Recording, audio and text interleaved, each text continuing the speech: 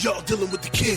If you wanna come and get it, let the outlaw get you out your seats. You want sports talk, politics? He don't give a shit. And Rocha says speaks, follow it. About to issue y'all a masterclass. You wanna pass? Gunslinging the new podcast, eat candy ass. Grab a top bench, get information. It's your boy John Rocha. Welcome to the Outlaw Nation. All right, welcome everybody to this week's edition of Outlaw Nation. We are driving down to San Diego Comic-Con for 2018, San Diego Comic-Con, and we're in the car like we did last year. All the same four guys are here: Michael Vogel, Mike Kalinowski, and Shannon McClung, and of course, your host of Outlaw Nation, John Rocha. This is going to be a crazy Comic-Con because there's no Marvel presence, no Star Wars presence, so much to Kalinowski's joy, DC will rule this Comic-Con. Hey! And there's a lot of stuff, like Glass is going to be here. There's going to be an incredible amount of footage from so many different movies and TV shows. There seem to be a lot of TV shows coming down this year, but, you know, we want to talk about it all. We want to shoot the shit, bust some balls, have some fun while we're here in the car. But first, let's introduce everybody. Michael, tell them who you are and what you do and where you're from. Hey, this is Michael Vogel, and I am the driver today. And that's what I do for a living. God help us all. That's all. That's all I can do is focus on the road. But you know your role. You know your role. I know my role. When I'm not driving, I am a writer and producer for animated movies and TV shows, and good friends with the Outlaw longer than I care to admit. Truth. All right, who's got the mic back there? Hey, everybody. It's Mike Kalinowski here. You might know me from, if you're a fan of John's, you probably know from the Schmodown. Hey-o, K.O. Kalinowski. K.O. Kalinowski. That's right. Caused a little bit of problem. Taking a break from the corruption to enjoy some well-needed vacation with my best friends. Hey-o. Yeah, that's me. That's good stuff. Mike's also an actor. And you've seen him on a number of shows. He's been on a bunch of stuff, and so works at Universal Studios. I dabble. You do? Dabble. Oh, yeah, I work at Universal Studios. Yep. The other day, John, I'm sitting there. Shannon and I were actually doing a show together, and a guy comes out to me after the show, and he's like, "Hey, Mike, can I take a selfie with you?" And I thought, "Oh, he saw the show before." Right. And he's like, "No. I'm a big fan of yours from the Schmodown. Huge fan." He's from Turkey, his entire family, and they wanted me to shout out to all the friends in the Schmodown that I'll see. He's like, "Tell the guys I love them. We're Turkey. We love you. You go watch it with my family and my friends." So we've got Schmodown fans in Turkey. Wow. And if you're listening to this, my friend, very nice to meet you the other day. Yeah.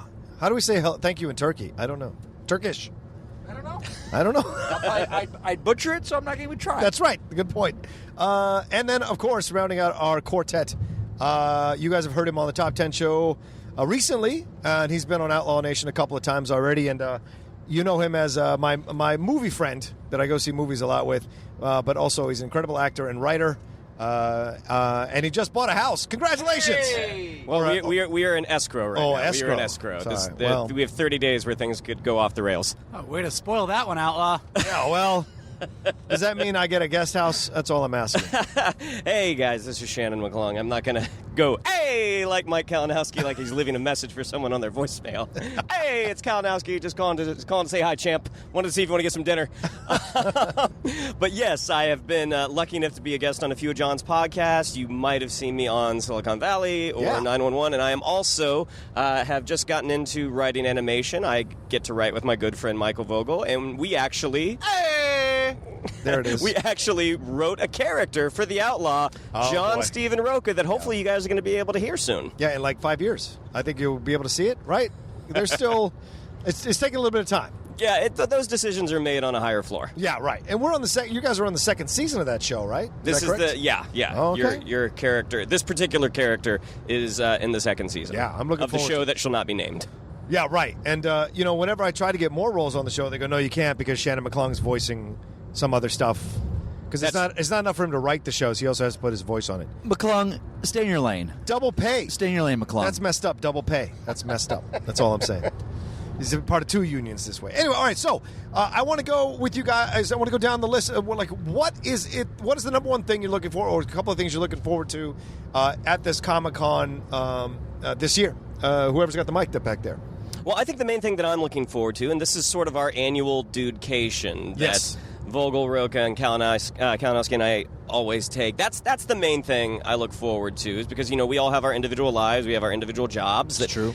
I get to work with Mike sometime, I get to work with Rocha sometime, I get to work with Kalinowski sometimes, but this is the time when we all just get to hang out and just enjoy each other's company. And on terms of the geeky stuff, I'm hopeful that we're going to get into Hall H on Saturday, because I'm very, very excited to see that first trailer for Aquaman. As John knows, Aquaman was my guy growing up. I always had a thing for the underdog, and throughout the 80s and 90s, Aquaman was definitely viewed as the underdog. So to see him played with such badassery by Jason Momoa, I'm excited to see an entire film around him. Like a bat. I dig it. Tell me about what is it about, other than him being an underdog? Because there's a number of forgotten characters, or not forgotten, but like less highlighted characters in the Justice League. What is it about Aquaman that stood out for you growing? Because you could have gone Martian Manhunter. You could have gone a number of other ones that are kind of pushed to the side at times. Well, it was Super Friends. Super Friends is that was I think most folks in the 80s who grew up in the 80s, that was their introduction to a lot of the DC universe, was the Super Friends. The animated show. Yeah, right. And whenever you would have sort of the Super Friends going up against the Legion of Doom, Aquaman was the guy who always got beat, and I always felt bad for him. Oh, wow. But also, there was something about that color scheme, that orange and green, that I responded to, and his... What was the brand of the action figures? What they called the superpowers? The superpowers. Right. Yeah, I loved his action figure. Like, Aquaman is a great swimmer, and that's not something I'm great at. Wouldn't you I think you squeezed his legs and his arms would move, right? Or no, it was vice versa. You squeeze his arms together and his legs would kick. Oh, see, Vogel, I told you we stopped too early. There's the in and out. And I did not Had to have know blades. that about the action figure, that he did that because I didn't play with Aquaman. It was Green Lantern and Batman for me. Yeah, no, okay. Now, Kalinowski, everybody knows from last year's episode. You're a big DC fan. I am a big DC guy. Yeah, and no shame on that. No shame. You're part of the DC Movie News crew, and you talk about this stuff. Now, do you sense, honestly, you sense that it feels like this Comic-Con could be a turn for the DC like with Shazam, with Wonder Woman 84 possibly having some kind of presence there, but certainly with Aquaman really kind of taking front stage here for DC. Are you excited about any of this? I'm glad you said that, because and I guess I am an unabashed cheerleader for DC, but I can also admit the faults. Suicide Squad is terrible. Right. Justice League, it's very flawed, and even the more it's out, the more I see. You see like something like Rogue One, where you can't tell the director where they took over and the different hands involved. Right. Justice League, you see a Snyder film and a Whedon film. So I can admit the flaws. It seems. Wait. So Suicide Squad, I agree. Justice League, I agree. We're going through the flaws. Okay. I stopped there. What do you feel about Batman vs Superman? Ultimate Cut. It's going to be the Blade Runner. It's going to be the Blade Runner of the DCEU. Where 30 years from now, we're going to look back on that film. 30 years ago, I'm going to come to your house. Do you see who brought it up? I didn't bring it up. I agree. Brought it up. I'm just saying we're talking about the flaws. I just wanted to make sure that it was. But like, I'm just on showing. the record. I'm not like. I can admit when something is not working or not. But it just seems to me. And we could talk. We could probably spend a whole podcast talking about the Snyder Cut and the rumors that it's. I don't want to dwell on that. If it comes out, great. If it doesn't, it doesn't. Okay. But it does seem. There was a very long period of kind of quietness between the coming out of the Camp Warner Brothers. Hamada taking over, making some changes. Jeff Johns, Diane Nielsen being moved around and let go or left. It seems like the pieces are being positioned now where they're like, we've got our films. We're letting our directors make their films. Right. We see that picture from Shazam where the Snyder's Superman, they showed the world engines in that Time magazine so people are saying, they're going to distance themselves, never going to talk about Snyder, it didn't exist. It's existing in the world, right. and I think that needs to, but it feels good. And I we've been burned before. We're feeling this, sure. I'm going cautiously optimistic. Shazam and Aquaman are two films where I wouldn't say I was hyped. Like, I can't believe Shazam was finally being made. There was so much talk for so long. But, I mean, Aquaman it's kind of like with Wolverine for me. I was never into the character. Hugh Jackman made me fall in love with the character. So I'm hoping James Wan is going to make me fall in love. But we just saw that picture we put out the other day where it's like the poster and Orm's got the helmet. Yeah. It's like, it just looked great. But again, it's just still pictures. It's just stills. And it just seems like they're letting Wan do it right. They're not rushing trailers that aren't ready. So I'm this year, like the past 2 years, if we didn't get into Hall H, I was like, you guys know, we were like, oh, okay, we didn't get in. Right. But this year we got to get in somehow. We got to get in there. I have a feeling it's going to be a really good year. Yeah. All right. Great. I love that. Do you think we'll get anything from Wonder Woman 84? No, I think someone. I want to say Patty Jenkins has said there's going to be a surprise. Okay. I don't think it's maybe we'll get first look of it's Cheetah. Yeah. Something. Maybe Gal will pop in because they are filming right now, Right. but they're in the States, so maybe. Okay. I don't think we're going to get any kind of Birds of Prey thing. I know that there's that they published the thing of who's in it. I don't think we're getting any director. I don't think Matt Reeves is saying anything Batman. You don't? You don't no, think I any think it's announcement's gonna be made? Aquaman is going to be the forefront.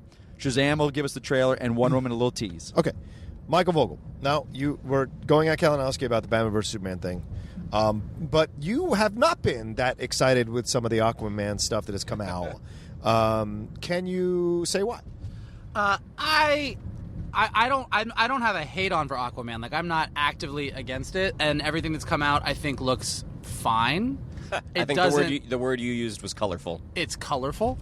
I don't think Jason Momoa is necessarily my Aquaman, and I think that kind of like the same way that Shannon grew up with Super Friends Aquaman, that's sort of the same Aquaman I grew up with, and I never really fully embraced like bearded King Triton, angry hook hand Aquaman. Like, I like the guy that's like more of like the prince, the guy who has like this strong sense of honor. So I think that Jason Momoa actually, as much as Justice League is not my favorite movie on any level, I thought he brought a nice level of levity to that movie. I thought in the ensemble he played well as sort of this kind of, brash biker dude. I don't know that that's the guy that I want to see as King of Atlantis. That being said, as I just said as we were driving down here before we started the podcast, although I am completely not excited about it, I would be the happiest person in the world to see a trailer and go, holy shit, that's awesome. I think with DC, I'm actually a huge DC Comics fan.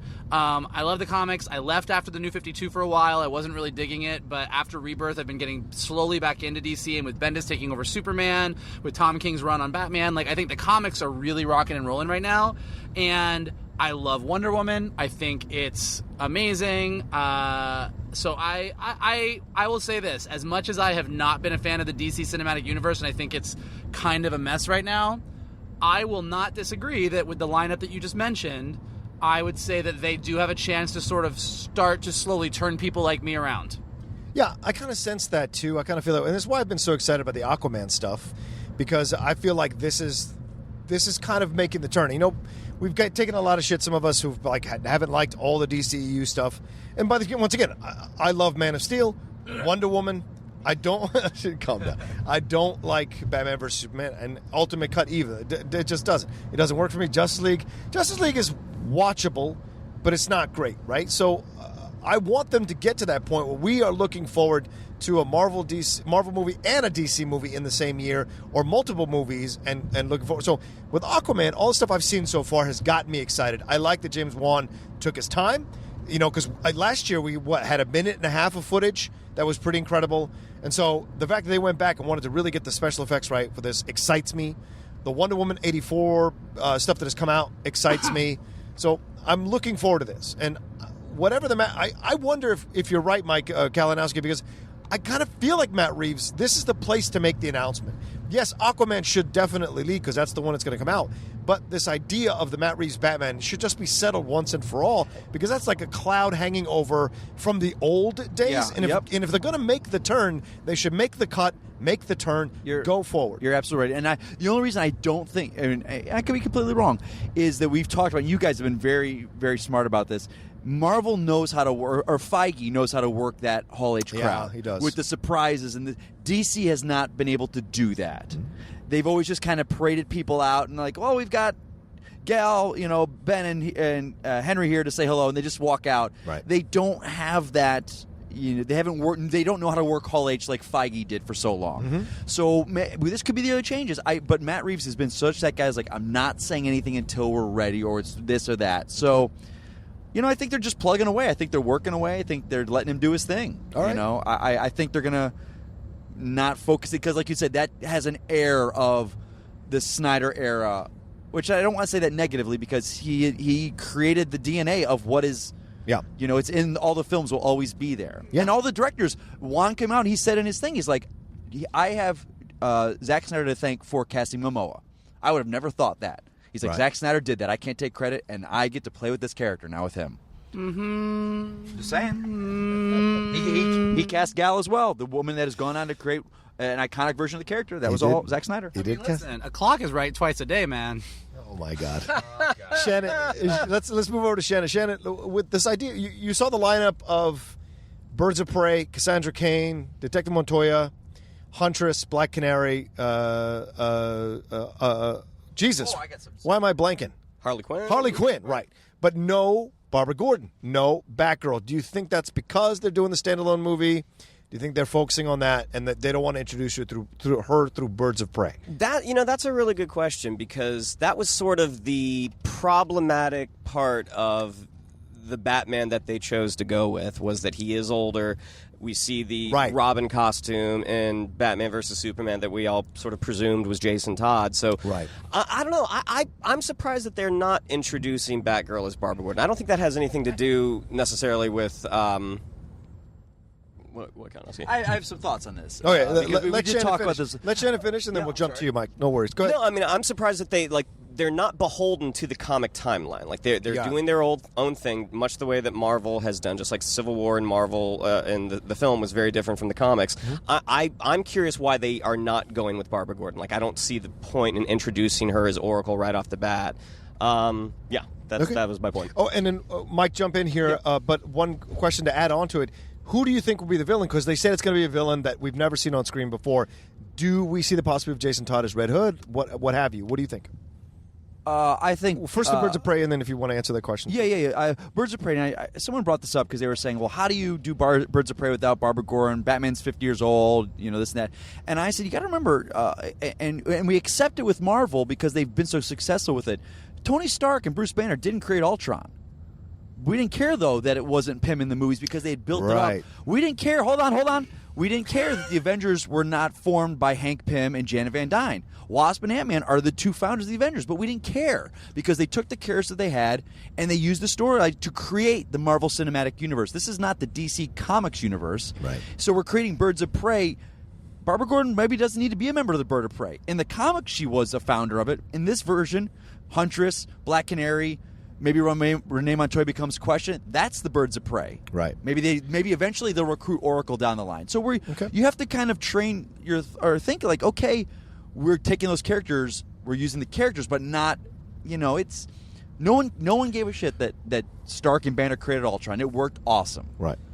Okay, the difference in Here we those two go. things, just to point it out. I mean, it's like, look, I just think with the difference being Hank Pym, because they chose the lineup they chose in the Marvel Universe, wasn't there. So there was no Hank Pym to create him, so they had He could have been there, though. He could have been there, but I'm saying that, like, with Birds of Prey, you go, well, what is Birds of Prey? Like, why do a Birds of Prey movie? Why do you go, hey, we're a Warner Brothers executive, we're looking at all the things we can do in the DC Universe, let's do Birds of Prey. That sounds good. And then you go, all right, but let's take one of the core aspects of what Birds of Prey is and completely sidestep and ignore it. Let's do a bunch of characters in Gotham City. And this gets to what Shannon is saying, which I think, like, you can dance around it, and you're very good at kind of like coming up with all the reasons, and well, Marvel did this, and so it's okay that DC did this. But at the end of the day, and this is what DC is going to have to overcome, is for all that Zack Snyder did that you think is great, he created a massive Batman problem in their timeline. Because as soon as you take Batman and make him as old as he is, and take all of his stories and all of his history,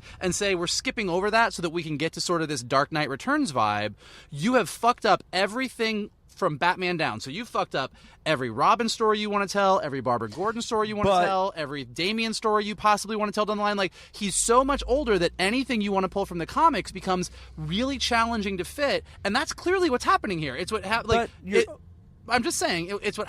And look, I'm not saying it's a problem that you can't overcome. I'm not saying that ultimately down the line, 30 years from now, Batman versus Superman will be the Blade Runner of his time, but when you are dealing with the continuities and you take one of your biggest heroes, arguably your most popular hero in your universe, and you make him 50 years older, or however many years older than everybody else, and skip over all of his seminal stories, you have created a huge continuity problem for yourself. But you're saying seminal stories in the comics. No. I'm not trying to say we have to be true to the comics. I'm not saying you have to. I'm super fine with stories telling their own thing. What I'm saying is, if Batman is 50 and there is a dead Robin that is Jason Todd, sure, then maybe. I don't even care if they say, no, Jason Todd was the first Robin, and so we're going to introduce Dick Grayson second. Or Dick Grayson never did this and was inspired by Batman, and he never knew who Batman was. Like, I'm saying there are ways to tell stories around it, and you can come up with those. And amazing writers and amazing directors can do that. But first you have to admit you have the problem so that you can start solving it. And I think that's the problem why we're not heard anything from Reeves. He's like, I'm dealing with this Batman, what it's going to be, what universe it's going to be. I 100% agree with that. Yeah. But I think Birds of Prey, you're using the name. They said, okay, what is our marketable name? We tried. It was Gotham City Sirens or Birds of Prey. Because you want an all-female superhero team. So, we got Birds of Prey. Birds of Prey, Barbara Gordon is one piece of that, which is arguably, yes, she was kind of the glue of that group. But, if let's say we had a Batman, let's say Snyder didn't do it. We had our 30-year-old Batman in his prime. Well, to get to a Birds of Prey movie, you're talking maybe a decade before you would get to there if you're talking all those stories. You got to see Barbara Gordon meet Dick Grayson. We got to see them go. Then we got to do the Killing Joke. Then we got to have her come on her own as Orc. But you just said we didn't have to do that, though. I'm saying that's what you guys are saying that you guys are wanting. I'm saying no. They're in this world now, so this is the thing we do with. So that's the second thing that DC's doing wrong, and you just nailed it, which is, one, they have a huge Batman issue. Two, they're not patient. Marvel took 10 years to get to Thanos. They teased him over a decade. Sure. So you're going, we don't want to wait 10 years. We want to see it now. But except maybe for some stories, if you pick a place and time to start, you're like, well, we really want to get to Birds of Prey. Yeah, except you just listed a bunch of things that would have been great movies. But you're that would have been great arcs. I'm not championing a Birds of Prey movie. I was like, okay, this is, So you think it's a bad idea? Awesome. Cool. I didn't say that. Oh, you mean having a female, diverse group of superheroes on the big screen? No, I don't really think that's a bad idea at all. That's a great, wait, let me just. How about this? I'll say it's a good idea. Let me ask you. Let's not gaslight each other. Whether or not they do pull this off, whether or not Birds of Prey is amazing, I'm happy to say, and even if it's a good movie, I would still probably feel this way. I think one of the best arcs in all of the characters in Batman or possibly the DC universe is Barbara Gordon. Absolutely. Becoming Batgirl. Yep. Loving that lifestyle. Life, getting paralyzed. Yep. Working through that. And being a better hero. Becoming Oracle and arguably becoming way more essential to the DC hero universe. That is one of the coolest arcs of a character. And so to take that away, to say, here's a great story that we could potentially tell in movies and not do that, I feel like is a miss. I hear you, Michael Vogel, but are we doing that? But that's why Barbara Gordon is not included in this Birds of Prey, because maybe she will eventually get Barbara Gordon as Batgirl, which is the rumor, paralyzed eventually, then joins the Birds of Prey down the line. That still can happen. Holy shit, somebody get Warner Brothers on the phone right now. Just saying, it could happen. Well, yeah, and that's why they haven't listed her as a member of this. Well, and I think that's what is going to happen, because they announced they were going to do a separate Batgirl movie. So the idea is, how do you bring the Birds of Prey together without Barbara Gordon? Like, are they sliding into the same trap they did with... Well, hold on, let me finish my point, and then you can address it. Like, are they sliding into the same trap that they did with Wonder Woman, where they have... Because that film came out and was so successful, they're using her as a point person for all these other things. Are they doing that? Are they doing this retro, backwards approach to the Birds of Prey by having it go through Harley Quinn? Because Harley Quinn was the thing that walked out of Suicide Squad even more so than Will Smith, right? As the thing that everybody talked about. So is she getting? Because she keeps saying, Margot Robbie does, like she's the front person of this, saying, she wants Harley Quinn needs a girl gang. But Harley Quinn wasn't the reason the Birds of Prey came together. So are they like retroactively fitting this or changing the history of it to make it work for Birds of Prey? And if they do, are they endangering the whole reason why the Birds of Prey came together? I think it goes to the fact of, you look where you are, is like, oh man, we want to do Ultron. Well, we haven't introduced Hank Pym yet. Well, we've got Tony and Banner. They're the smart ones. Right. But you've Let's already do that. But you've already laid the groundwork. So we've laid the groundwork with Harley Quinn. We've laid the groundwork with her and the Joker on the outs. You laid the groundwork in one of the movies that you laid out as being super bad. Like, I'm not saying I think Margot Robbie is a great. Loved Harley Quinn, and they went to her. Margot Robbie's a great Harley Quinn, and I get why Harley Quinn is hugely popular. She's one of my favorite characters. But I do think it does smack a little bit of Warner Brothers being like, ooh, this worked, let's go in this direction, and not having like a set plan. Okay. That's true, because how many Harley Quinn movies were in development after Suicide Squad? You had the Joker versus Harley Quinn. Right. You had the Gotham City Sirens, and I thought there was at least one more. Right, and now let's pivot here. There was supposed to be a Harley Quinn standalone movie, so let's pivot here, Shannon. Now you talk about this. You just mentioned the Joker.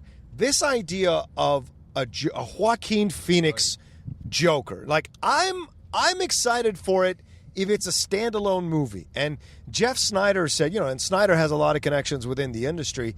He said that a lot of actors have been hesitant to come and do DC movies because they don't want to commit themselves to multiple picture deals.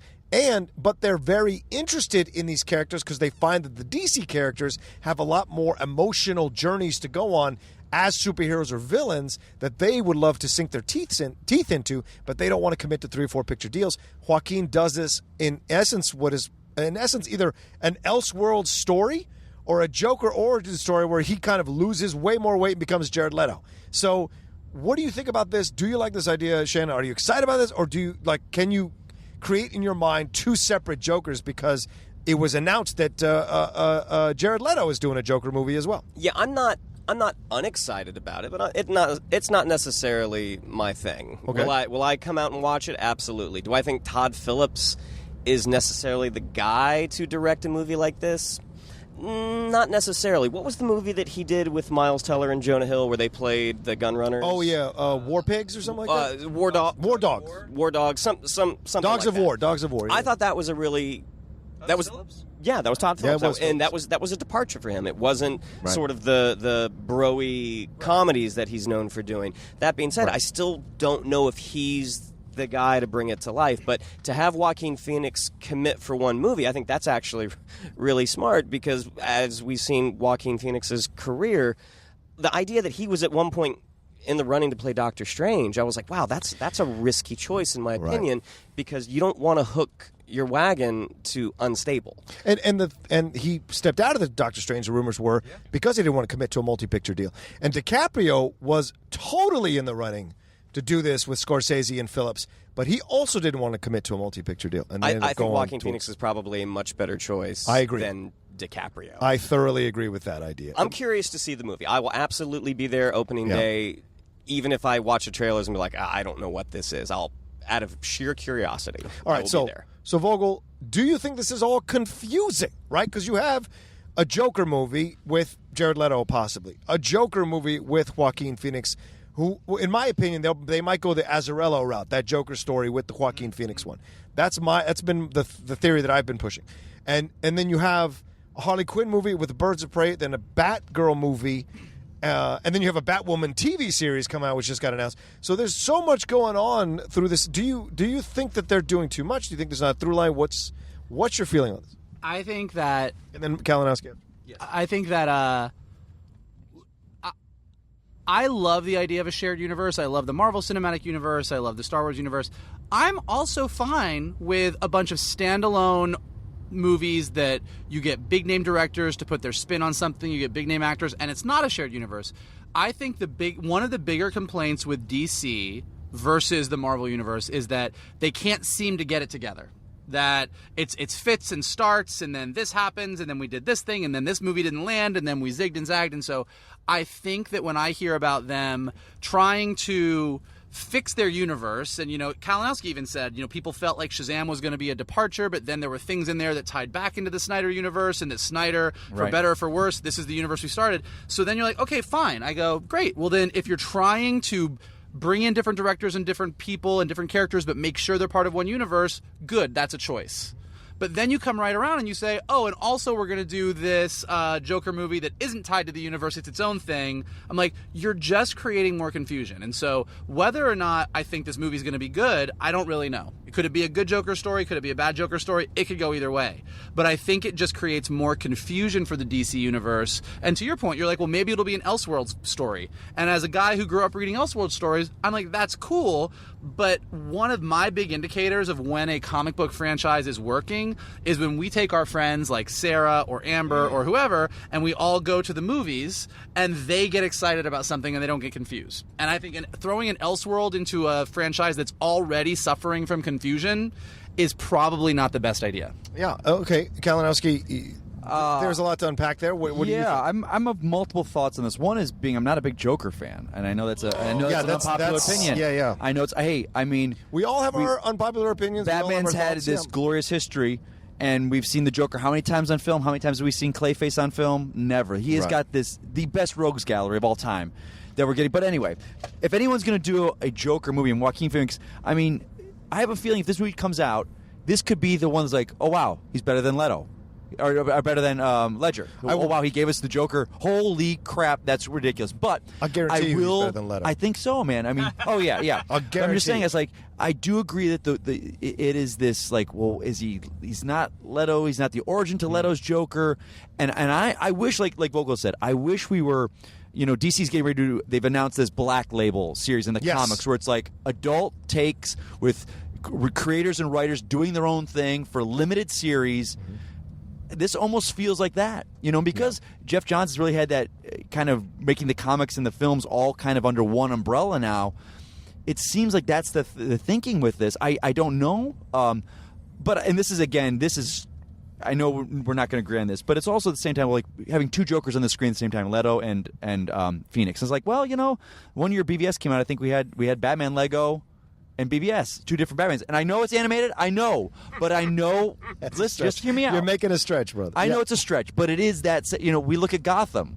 We've got two different Jim Gordons on this. One's a small screen, one's big screen, two different Flashes. I get that. But let me say this. This is around all this with different Birds of Prey movies, different Harley Quinn movies. How many, we don't know what's going on. Think back, and I talked about this with Roxy on DC Movie News the other day. Think back.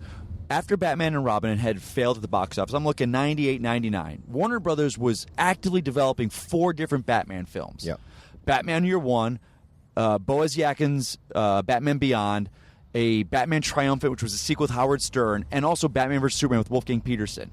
But because the internet was not what it was, where you don't have podcasts devoted to this, it was just what Warner Brothers was developing. We didn't look back in the mid-2000s going, Jesus, Warner Brothers doesn't know what they're doing with Batman. They've got 4 films in production. They were just spitballing with directors. So when we hear there's 4 different Harley Quinn films, it's just, okay, what do we got? What are we coming at, guys? Okay, but to counter that argument, you don't have to counter. You could agree sometimes, You could just go, it's just, I see that point, Mike. I know, but I see that point, and if you had a point that I'd agree with, I would agree with it. However, on this one, I don't think you can compare Hollywood circa 98, 99 to Hollywood today. Because the filmmaking industry is the same, though, from Warner Brothers' perspective. Are really good at not letting people finish their statements. Oh, God. I've got the mic. No, I was just going to say, look, I'm going, you are 100% correct. I will agree with you that the internet and the rumor mill and the podcasts and the leaks and everything have definitely changed things, for sure. Mm-hmm. But I don't think anybody inherently has an issue with a studio developing competing takes on a character. Like saying, hey, we've got 4 different this movies in development versus this movies. The problem is, in the post-Marvel world, where Marvel and Feige and those guys have done such a good job about laying a map, they don't have 5 different Captain Marvel movies in development because she fits into a story that they are unfolding and unveiling. And I think that seems to be what most people would love DC to do. And so when you have a bunch of different versions of Batman or the Joker or anybody in development or 4 different Harley Quinn movies, it begs the question, well, they can't all fit into this cinematic universe that you've developed, so what exactly are you doing? Well, and that's the question. Are they going to create a cinematic universe? Because even James Wan, in the interview about Aquaman, said it's a standalone film. Still connected, but it's a standalone film. Another thing is, that gets to a really dicey statement.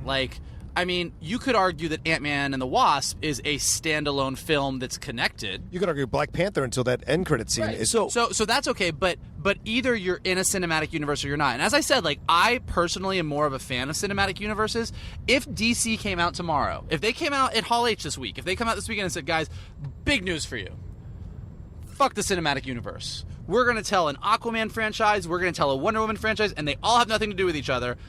That's a choice, and maybe it would be great. I don't know, but it just feels right now like that they're still quite not making that choice. But then if we do that, do we lose Man of Steel too? I mean, I'm okay with that. You son of a bitch. You lousy son of a bitch.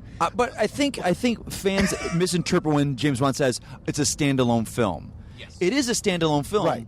but when Well, I didn't think he was taking it out of the DCEU. No, because when Snyder think he's put just the saying it's like Aquaman Wonder poster Woman. saying "Unite the Seven," Yeah. he meant the 7 kingdoms that we're now getting. well, I don't yes, know. it is. Well, hold James on, hold Wan on. has said it. James Wan said Hold that on, is Mike. exactly what it meant. Right, but Snyder never said it when it happened, and that's the problem. But it's his post It feels because it like, wasn't his story to tell yet. Well, maybe, but also It was but building- You know how PR works. You don't want your fans to be confused. I get that. About what But- it means, and but we if this never- feels like retroactively changing. They never like had- would and wouldn't. They never had Green Lantern or anything. That was all fans. Right. Remember, guys, we sat there. Remember those fans?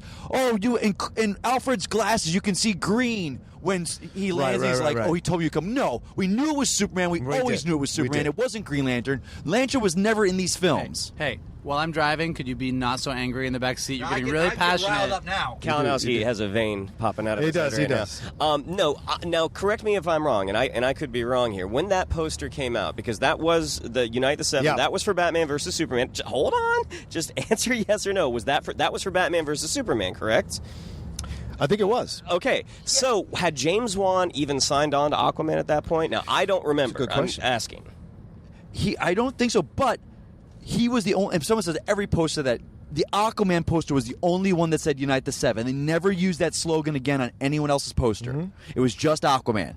The League, they said "Unite the League" Right. several years later. "Unite the Seven" was only on Aquaman's poster. Well, maybe don't make a giant poster for someone who's just going to be on Lex Luthor's laptop in a movie. Okay. But maybe All they right. had it planned out. Yeah, I Just putting it out I there. also didn't like the idea of Lex Luthor creating Justice League. I had a real hard time with that. But How did he come up with those logos? Did he make them on Photoshop? right, but those are old arguments, and we need to put that movie away once and for all. And so we move into TV now. Shannon, you've watched a lot of these CW TV shows with the superhero stuff. Yes. Do you like this idea that we're getting Katie Kane as Batwoman? Do you like her being introduced into the Arrowverse? Berlanti, this is his what 7th or 8th? I think it's I think it's the sixth. Isn't it? Oh no, this would be the 7th if you include Black Lightning, right? This would be 7. Arrow, Flash, right. Supergirl, Legends, Right. Black Lightning. It would be the sixth. 6th? Okay. Yeah. So 6th one that he's introducing. Is there another one on another network? Or is- For Berlanti, I don't Yeah.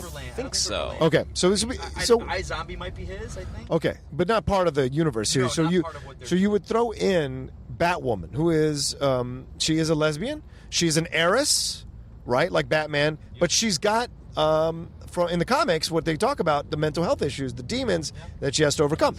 Yeah, PTSD things. So, do you like this that they're introducing this character now?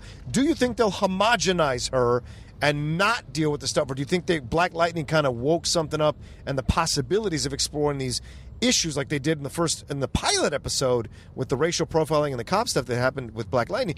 Do you think they'll be bold enough to tackle the lesbian storyline? And there's a lesbian storyline in Black Lightning as well. Do you think they'll be bold enough to cover that with their lead and then also the mental health and the PTSD stuff? I really hope so. I don't. And Berlanti does not seem to be shy about leaning in. I will ask the gay guy in just a second. I apologize, Michael Berlanti Vogel. doesn't seem to be shy about leaning into those aspects of his characters. I think, and I think, yeah. I mean, that's I think the CW DC universe, they've been champing at the bit to get into the Batman game. Like they've been trying to Right, figure because out this a way. introduces Gotham. Yeah. By having her in this, you introduce Gotham, right? Yeah, Gotham City, rather. I know what was in, I think Arrow season 2. They really wanted to use Harley Quinn Right. in sort of a limited capacity, and the feature film version said no. So yeah, I think everything that all of those aspects that you mentioned about Batwoman, I think they're going to lean into them head forward. Absolutely. Do you think this is the wise choice to have this character? Like, do you think this is an interesting enough character? Let me ask the gay person in the room, Michael Vogel, who just yelled at me. Do you think this is the right person to carry the storyline into? That's cool. I want to hear what the straight people think. It's cool. I think it's great. Look, Berlanti. Don't forget, Berlanti also did Love, Simon. I mean, like he's definitely really championing the LGBTQ rights, and I think Batwoman's an amazing character. I've always liked her in the comics. I think she brings a really different aspect to the Bat universe that isn't there otherwise. Yeah. Got really excited. I almost crashed the car, guys. Also, for what it's worth, the CW DC universe, as much as I have issues with the DC cinematic universe, I think the CW DC universe is just delightful. I mean, I'm a little... Arrow's a little long in the tooth for me. It's not as exciting anymore. Legends of Tomorrow isn't always my vibe, although it's just cheesy fun. But Supergirl and Flash, particularly this past season of Flash, kind of won me back after the Savitar arc, which I kind of got bored with. But this past season was a lot more fun. I thought Elongated Man was great. So I'm excited to see her come into this universe. And even when the CW did that crossover with all the characters with the Nazi Supergirl and Nazi Arrow universe, there's that one shot near the end where it kind of lined up all of the CW superheroes from the DC universe, and I was like, you've got heroes of color, you've got female heroes, you've got LGBTQ heroes. Like, they've already done such a good job of being inclusive that I think this is definitely the right universe for Batwoman to join. Okay, now as we open this, and Kalinowski, maybe you can address this. Now that we open the door to Batwoman, and we open the door to Gotham City, where is the division between what Fox owns about Gotham and what the CW and Warner Brothers can do with Gotham City under Berlanti's umbrella? Well, I was just taken aback there for a second because it seemed Michael Vogel seems very interested in Batwoman, but we're jumping right into Batwoman, that we don't get the history of her seeing Batman and inspiring her, but we're just jumping right into it. So you're okay with that? Well, all these great stories of her being inspired, all the great stories of the Kanes and the Waynes together that we're not going to get because Bruce Wayne and Batman will not be in this, but we're just going to have an established Batwoman. So we're okay with that for the TV universe. Just so we're okay, just so we're all clear of where the pieces fall for Michael Vogel to pick and choose what he wants and what he's happy about with history. Okay. I need to be fair here. We don't know how they're going to introduce Batwoman. We don't know if Batwoman is going to be introduced and reference Batman. And that's why I asked you. I'll address the question. Okay. Rebuttal, Michael Vogel. I cede my time. I'm curious. You said something about all of the great stories between the Kanes and the Waynes that we're missing out on. What is your favorite story arc between the Kanes and the Waynes, Kalinowski?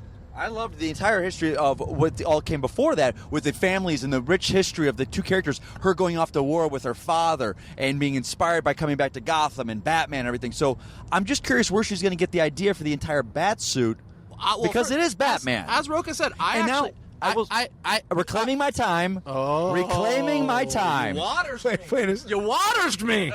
I will say this. I think, son of a bitch. I think I'm so excited for this because if you follow like Berlanti and everyone on social media about this, they're really hyping up. The minute it got announced, they were throwing up pictures of Batwoman. I think this was them saying, finally, like you guys had just mentioned, they've been tiptoeing around Batman. I don't think they can use Batman. I don't think they can use Bruce Wayne. But they can use Gotham City. Yeah, I think this is their phrase. Oh, we finally get to go into the Bat pool. Right. So this is what we're going to get the closest to it. Okay. There might be the hints that Batman's inspired her, but I'm okay with not seeing that. I'm okay with her not meeting Batman ever meeting Batman. And to my point about the DC Cinematic Universe, yes, sir. I'm okay with, as I said, like a Nightwing who never met Batman. I'm okay with these different things, and I'm curious to see what they do with Batwoman. What I was saying with the DC universe is, by taking Batman and putting him so far ahead, and by having a dead Robin in his cave, clearly establishing that those stories have already happened, it just ties your hands. I'm not saying you can't overcome it. I'm saying it creates challenges. I also think it creates challenges to introduce Batwoman and Gotham City into a series, and you're not able to use Batman. But I will say that I think the difference for me is, looking at what Berlanti and the CW and all of their teams have done with their DC TV universe, I just think it's done better than the DC Cinematic Universe. You trust them with those characters. Right, and they've earned credit with you, right? Okay. More credit with me. Okay, now let's... So back real quick, what you said, we forgot, I think... I can't have this be an all DC because you were talking about all the shows. Yeah. Titans... Yeah, I was just going to bring that Doom up. Patrol. Right. So yeah, that ties into this, and it's a Robin. Will they tie into the Berlanti universe when we have a Nightwing that can cross over into... Yeah, I'm not sure, because there's going to be a Robin. So it's... Right. I'm sorry, I just want to bring, because we were trying to name them all. Yeah. They're just not announced. The new Doom Patrol, the Titans. Okay, sorry, guys. And Young Justice now. Yes. Right? I'm very excited about Young Justice Season 3. I think it's going to be awesome. I'm a huge Young Justice fan, and getting more into the animation stuff, that's one of the things that I'm super, super excited to hear more about. Shout out to my boy Yuri Lowenthal, who does some of the voices on Young Justice the first 2 seasons. I'm sure he'll be doing voices for Young Justice Season 3. And he's the voice of Spider-Man in the new Spider-Man video game that everyone's raving about. Shannon McClung, let's start off. Let's move out of DC for a little bit and talk about Venom. Talk about what? Venom. Ah. So Symbiote. Poor Jenny Slate. Now listen, what do you think is going to be Tom Holland or Spider-Man's influence on Venom? Because as we've seen from the costume, he essentially mirrors the look of Spider-Man. If we don't see Spider-Man, how does he mirror the look of Spider-Man? People have been saying, "Oh, the White Spider, the White Spider." Now, there's more here that has to. Speaking of where things fall and origin and tales you're missing, do we miss something if we don't have Tom Holland as Spider-Man influencing Venom in some way? Is Spider-Man coming off that planet from Avengers before Avengers 4 and having the symbiote attached to him? Like, what are we thinking here? I can't imagine a world where that scenario that you just introduced happened, where Tom Holland comes off of Avengers 4 and that's somehow connected to the Venom movie that comes out in what is it, October? Yeah. Yeah, I don't know, man. I mean, I think you're kind of already seeing Sony blink in the face of pressure with the silver. What was the movie called? Silver and Black. Right. How that has sort of been. I don't know if it's been permanently sidelined. No, but certainly sidelined for the moment. Yeah, Gina Price probably said they're still working on the script. That's what she says for now. Who knows if that's a cover? But that's what she says. I can't see that Spider-Verse sans Spider-Man actually going. I can't imagine that happening past Venom. I mean, if it turns out to be a great film and a monster hit, maybe they'll have some roads in. Yeah. But the Sony project that I'm interested in, that Spider-Man, is the Miles Morales film. Like that's the one into the Spider-Verse. That's the one that I want to see. That thing looks fantastic. John, I'm with you you guys both on the Venom. Like, the reason Venom is created is the mocking of Spider-Man. That's why his eyes look that. They're the kind of grotesque version. Yeah. The fact that they went with this design, and everyone's, of course, yells out at me, well, Tom Holland's cameoing. Yeah. Well, there was rumors he was on the set for 2 days. But if he's not in that costume, they haven't had any interactions. Right. He'll be Peter Why Parker. is he imitating him? Right, exactly. Why? It makes no sense. They should have Venom by itself. You can do it some film. The symbiote comes out, attaches to him, but to mock the look, it's like. But to counter that for 1 second, if they were to do a Venom film and him not look like Venom, all of the geeks would be in an uproar over that. Absolutely. So what's the answer? Because what was the deal that Marvel and Sony came to that allowed Tom Holland to be Spider-Man in both universes, right? Because it's a Marvel-Sony co-production, Spider-Man Homecoming, so it's still part of the MCU. But that doesn't mean Spider-Man can't have his own Sony verse or and have him like influence Venom, him fight other people in his films, or do a separate Sony Spider-Man film that has nothing to do with the MCU necessarily. That's certainly possible. Yeah, I don't know. Okay. I would think that Marvel wouldn't go into that deal knowing that they had to compete with another live-action Spider-Man. Interesting. So that's just my thought. Think they made the deal for Tom Holland to be Spider-Man in the MCU, but he will not be Spider-Man in any Sony picture. He can be Peter Parker, not Spider-Man. He will be Spider-Man in the Sony Marvel co-pro Spider-Man movies, which is what Homecoming is. Right. But those are attached to the MCU, which take place in the MCU. I think that given Sony's track record of telling Spider-Man movies, I don't know that Marvel and Kevin Feige want them playing in their universe. Right. And that's, I think, absolutely. And so then you just run into the issue of, again, so you're going to start telling a bunch of stories about a crazy... So if you start doing all these spin-off Spider-Man movies and Tom Holland's in all of those, you run the risk of Tom Holland being in movies that aren't on the level of Marvel movies, that possibly conflict with Marvel movies, or you flood the market with everything. Like, it just... I think that they're just being very, very strict with how Spider-Man is allowed to be used, which I totally understand. Yeah, my guess is that Marvel at the MCU has a lock on live-action Peter Parker. That would be my guess. That's what Marvel had, like Spider-Man or Peter Parker? Peter Parker in general. Like though Tom Holland was allegedly on that set for a couple of days. Or did they just say, hey, we heard Tom Holland's on Venom set? Yeah, a number of sites reported that he was on set for a couple of days. But I don't know if that means he was there shooting Peter Parker. I don't see what the point is to have him cameo. Like, what's the end game to that? Well, I don't think any of the Sony-verse, Spider-Verse will cross over into the MCU. But that doesn't mean Spider-Man can't still have his own separate movies where those characters... Like, I don't see Vulture appearing in the MCU films other than just the Spider-Man films, right? Whereas characters in Thor and Captain America and Iron Man have all appeared in the MCU larger movies. I don't see necessarily any of the Spider-Verse people. I know, but I don't necessarily see the Vulture doing that either. But also, like, if you get to a Norman Osborn in the Spider-Man universe, and he's huge, I see a Norman Osborn showing up in the Marvel universe. I think the question is, you have to ask yourself, is not what would be cool for us as fans to see. The question is, what is Marvel's upside for letting Sony do that? What you're talking about them doing. What is Marvel's upside for letting them just take Tom Holland and do what they want with him? I see what you're saying. You're saying if they took Tom Holland and have him do Spider-Man films, and they're terrible, you hurt Tom Holland as Spider-Man in the MCU.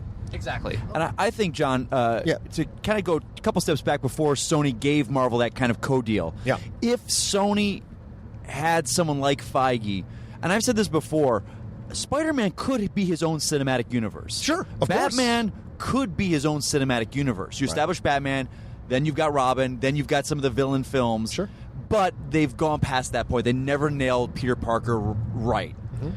So now they are where they are. It is a weird thing that Sony still has characters that they can develop, but none of those characters work without your central core of Spider-Man. Right, and that's, all these Batman films could work, but if you don't have the Batman, and I think that's the danger. The sun that every planet revolves around, then you're in trouble. So that the fact, and that Vogel, that's a great point.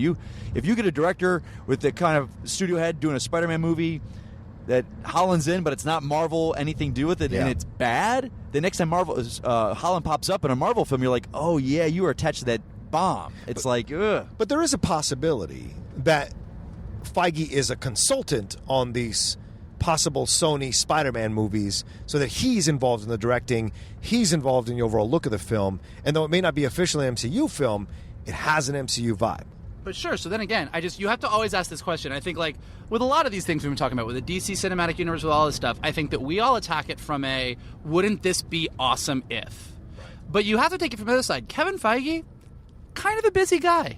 A little bit. So with everything that he's got going on, planning out the next 35,000 years of the Marvel Cinematic Universe, what is, aside from, like, probably a really healthy paycheck, does he really want to, like, hold Sony's hand and help them figure out a Silver Sable or a Black Cat movie? You know what I mean? Is that really worth his time? And you could also argue, if he's going to put the time and effort into figure out how to making Black Cat or Venom or Carnage or any of them awesome, wouldn't he rather put them in the mainline Spider-Man movies and have the option of using them in the cinematic universe? So what's the upside? Right, and that's a good point. So what's the answer? And this is what I was thinking about the other day when I was seeing the trailer for Into the Spider-Verse again. What's the possible? Do we know those people? Okay. No, they're looking at us talking into microphones and laughing. What's the possible solution to this? Is two Spider-Men, Miles Morales in the Sony-verse, and Tom Holland in the MCU. Does that not work? Because they do exist together in the comics. Yeah, but then I would argue, not that Marvel isn't probably, because we have Silk coming too. I know that I'm making this sound like Marvel makes perfect movies and everybody else is going to fuck it up, and that's not true. Marvel can fuck up just like anybody else can, but I think if you were to have Tom Holland as your mainline Spider-Man who got to go hang out with Thor and Captain America and Iron Man, and then you were like, also Miles Morales has to go do these movies over here, it's like, you'd be people like, no, I want Miles Morales to hang out with Iron Man too. Like, I want to see these characters, like, and I'm one of those people, like, and I get this gets into the Marvel patience game. Like, I'm super excited for the animated Miles Morales movie. I think the style looks amazing. I think the tone looks amazing. I think everything about it looks super cool. I want to see a live-action Miles Morales in the Marvel Cinematic Universe. I don't necessarily want to see him next to Tom Holland. So I know that if I'm patient and Marvel keeps doing what they're doing, Tom Holland's going to get older in the next decade, and we could very likely see the handoff to a Miles Morales in the live action, which I would prefer more, even though I have to wait longer for it, than seeing a separate universe with a separate Miles Morales Spider-Man who doesn't get to play in the mainline Marvel universe. And they have established his existence in Spider-Man Homecoming with Donald Glover's character. That's right. Here's the other. So he could be in the MCU. We don't know yet, but he could. That's the Easter egg of what Donald Glover's character is in Homecoming. Right. So how about this for a radical possibility? Talk to me. What if it's Spider-Gwen instead of Spider-Man in the Sony-verse? That way you don't have a problem with two different Spider-Men. You have Spider-Gwen, who is a woman, obviously, and she would be possible in this situation, going up against Sinister Six, going up against all that. You essentially, you move Spider-Man out of these tales and move Spider-Gwen into the situation. And she's getting introduced in the Spider-Verse. Given the fact that Spider-Gwen sort of exists in her own alternate universe anyways, I think that's an awesome idea. I want a paycheck. I came up with this idea. But there's certainly, that's what I'm saying. Like, that's how you get out of it. It's a different gender. It's still spider related. You could still have Venom. But, right? Okay, but so, yeah, put to that, outside of this car and the world of geekdom, no one knows who Spider-Gwen is. Well, no one knew who Guardians of the Galaxy were. But you had established that they were this is Marvel's next film. Right. This is the studio that brought you Avengers. This is the Marvel's next film. But if Venom is a success, So, a couple things. One, you are right. The world at large does not know Spider-Gwen. However, much like Harley Quinn when she first premiered, Spider-Gwen, the second that she was introduced, instantly became redonkulously popular. Additionally, one of the other things that I'm super excited about checking out on Thursday is the Marvel Rising panel for their new animated series. It's the all-girl group that has Miss Marvel in it, it has Squirrel Girl in it, and Spider-Gwen. Okay. And so Marvel, as a company, is really getting behind Spider-Gwen and their animation and their comics and everywhere else. Like, she's become a really popular character. She's in the new Miles Morales animated movie that's coming out later this year. Okay. So I do think that, again, much like Harley Quinn, who started as like a side character on the animated series, she could very easily and very quickly become a character, if she was treated correctly, that mass audiences would get. and there's the question: do we want her under the Sony It took banner? Harley Quinn a good 20 years to get to this level. Yeah, and even then, they were introduced her in a terrible film. So, like, Right. will Sony mess that up like they've messed up other Spider-Man films, mess up her introduction?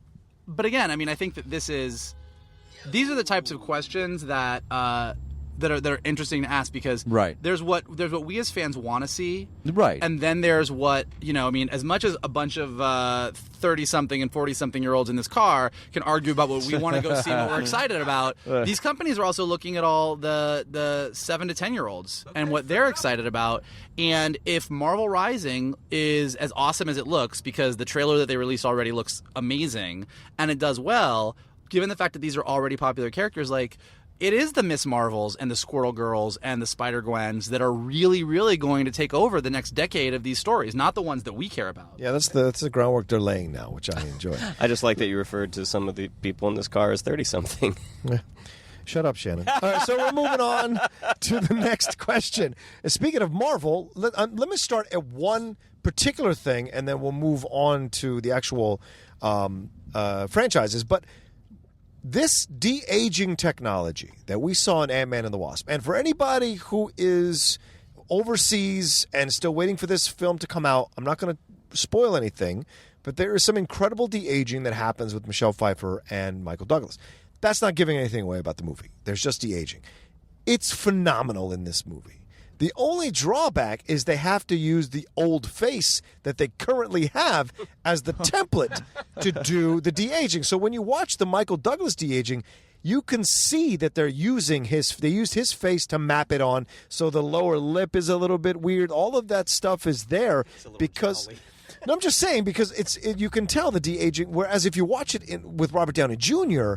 in Civil War, it's incredible what they do there. So I think the technology here is becoming better and better, but they're limited a little bit by where they have to map on. Like when Lawrence Fishburne has his de-aging, you're like that. I remember when Lawrence Fishburne was the age you de-aged him to. He didn't look like that.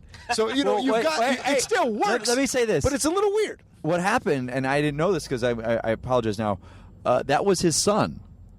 What? That was Martin Lawrence Fishburne's son in son that scene. That's why it doesn't really look quite as good. You're like, oh, wow. Watching it, I was like, the de-aging, they really didn't do that well with him. I didn't know And I was that. like, oh, it was his son. Just he looks like his dad. Well, that's like Forrest. Yeah, it's so like that is his son in there. It's like I don't know if they did a manipulation a little bit on his son. They might have. Right, 'cause he but looks his son just like was him. in that scene. Okay. So that's why it does look off to the for me as an audience member. I was like, huh. Right. Well, it's like they used Forrest Whitaker's son to play the young version of Forrest Whitaker in Black Panther in that scene at the beginning. Yeah. That is. Yeah, absolutely. Yeah, they're right. Absolutely. So all right. So, do you like this idea of the de-aging technology? Do we want to have this being used in these films? Is this a way to solve issues? I like you just wanted to ask this question. I feel like you just wanted to ask this question so that you could say Michael Douglas looked jowly. He did look jowly. I didn't say jowly. I love the technology, Okay. and I was a Some little people are upset. rebelling against it. I was a little upset that we didn't get more of it in Ant-Man vs. Wasp, because we saw in those trailers and TV spots there was more of the. him and Wasp invading that silo. Right. And I have some stunt friends that worked on those scenes. They said we filmed a whole sequence of them storming the missile silo. Oh, wow. I would have loved to see more of that. And you wouldn't have needed to use as much of the technology because the helmets were on as much. Right. Or you could have them flick it off. It's like they're so good at it. Yeah. But maybe they are so good, like, well, we can only have each person on screen for a limited amount, a few seconds at a time before we cut to another person. Whereas if you had a 5-minute scene, then you'd start seeing the cracks in the foundation of it, you know. Yeah. Do you see any perils? If it's used sparingly, I think it's a really neat trick. Right. Do you see any pitfalls with it, Shannon? Because remember years ago we had that. What was that video game movie that tried to do that? Sky Captain. Even before Sky Captain. Final Fantasy, the Final Fantasy movie. Remember when they tried to do a version of that? Well, that was more of an Uncanny Valley issue. Right. I've never been there. So tell me, is that in California? Is that near Big Sur? No, tell me, Shannon, do you think there's a downfall? Never been to Big Sur. Shut up, Karen. Do you think there's a possible pitfalls with this de-aging technology? Is this a cop out for them to kind of use these actors in these sequences? As a person who is trying to work in the film and television industry, it frightens me because at the end of the day, I mean, if they get so good at it that you can't tell the difference, what's to say that Marlon Brando can't star in every movie from here for the next 50 years? You know what I mean? Well, he's not alive. He's dead, Shannon. What? Yeah, They can't use him. Like they have to map on a human face. Okay, maybe. Well, would you? They remake it. And this is a real quick trip back into DC. Would you want to see this in Matt Reeves' Batman? They de-aged Ben Affleck to be a young Batman. No. All right, Kalinowski. But that has more to do with I would just like to see a new Batman. You would really? You know, I am not a giant Ben Affleck Batman fan. Really, I like him as Batman. I do too. But Rocha, to your point, we're going to find out soon how much they can film and withstand with Captain Marvel. Right. Coulson and Fury are in the entire movie, and they're being de-aged. So 25 years. We're going to see how well it holds up in a 2-hour film. Yeah, it's going to be the whole film. I think like any special effect, it's a storytelling tool, and I think if we look back at how when we used to go watch movies when we were kids, and we're like, those special effects are amazing when it was blue screen, and now we go back and you just see that little glow, like the guy's falling down the cliff and he's got that glow around him, and even I remember when I saw T2 for the first time with that technology, and I was like, this is the best looking thing I've ever seen, and now I go back and watch T2 and I'm like, you could tell, you could tell, and I think with this, I think as long as it's in service of story. I mean, I think to Shannon's point, if we just decided that we were going to cast Michael Douglas in a movie and have him play a 35-year-old for the entire movie, you start to beg the question, well, why didn't we cast a 35-year-old? But when you have these people who, for the most part of the movie, are playing older, and you have the ability to go back into flashback and use the same actor, and it can look, at least because I agree with you. They don't look exactly the same. Having grown up watching Michael Douglas and Michelle Pfeiffer, it's not a perfect match, but it looks cool. Maybe younger Hank Pym was jowlier than Michael Douglas is. I don't know, but I think as long as it works in service of story, it's okay. Okay. All right. So let's move on to Marvel. Shannon, you got the mic, right? I do. Disney Fox merger. A, is this going to happen? Yes. Okay. B, it seems like it. Yeah. B, how do you want the Fantastic Four introduced if it happens? Or the X-Men redone if it happens? Well. Okay, good. Thanks. Shannon. I don't know if I will be able to give a more verbose answer than that. No, I mean, how do you want him introduced?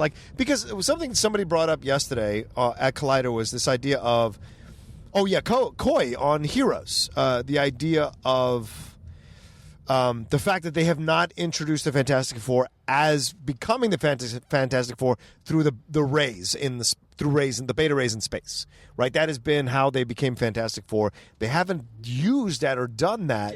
The gamma rays, sorry. Cosmic rays. Yeah, the cosmic rays. Oh, fine. The rays. How about that? The Tampa Bay rays. Fuck it. I'm just saying. Fuck it. Everybody loves it. We're going live. We're going live. Oh, fuck it. I know it was Live Aid. It wasn't Band-Aid. I'm fucking sorry.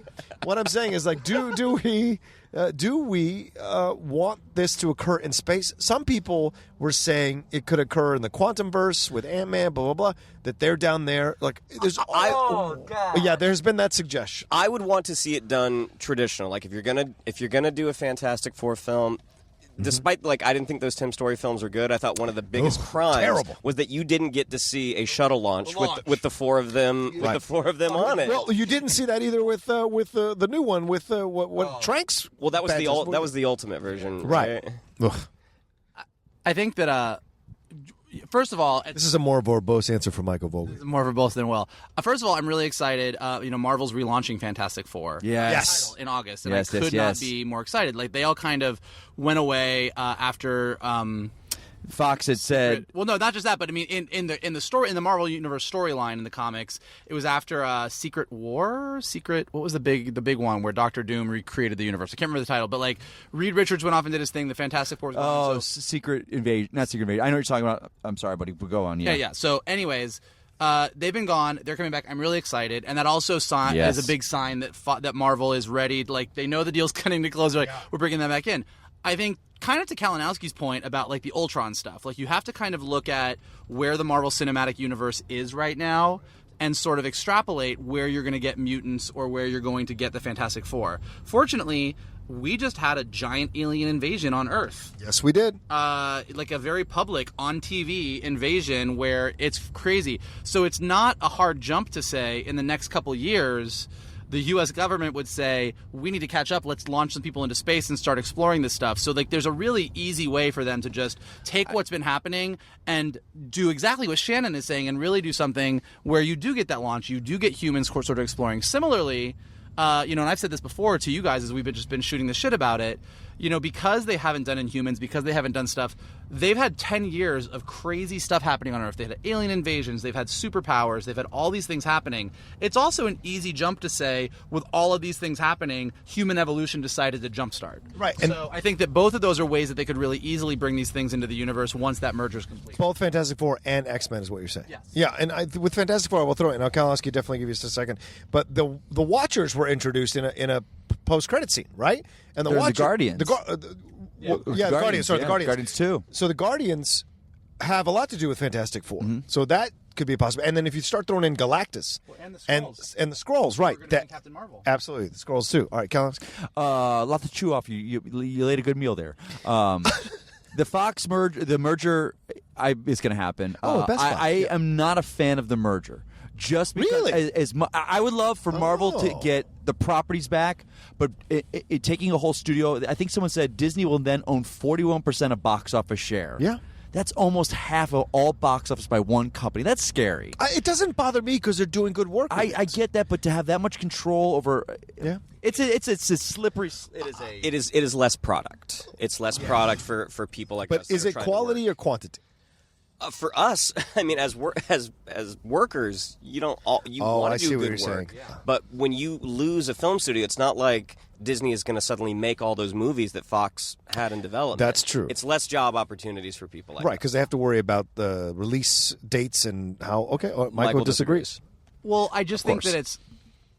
I'm not contrary. I'm going to offer up the other side of it. I think that as these studios, as Disney consolidates and does what they do, and kind of takes all of these big brands and does these big tentpole movies, and Paramount and Universal and Warner Brothers continue to do it as well. The movie market isn't sort of finite where they're the only ones. Like, first of all, with all the streaming services doing all the amazing work they're doing, Amazon already has Amazon Studios, Netflix and Hulu are going to continue doing what they're doing, and I do think that you're going to see smaller films start to fill those gaps, which is probably good because, all of the big studios are doing these big tentpole movies, these big special effects movies, which we all personally love, but there's a lot of other types of stories out there, and if you look at what's happening on TV and you look at the type of stories that are happening and sort of the variety and quality of those stories that are coming out, I think that other studios, smaller studios will rise up to fill those gaps. I think that the world is coming to a place where smaller groups of people are able to make higher quality films.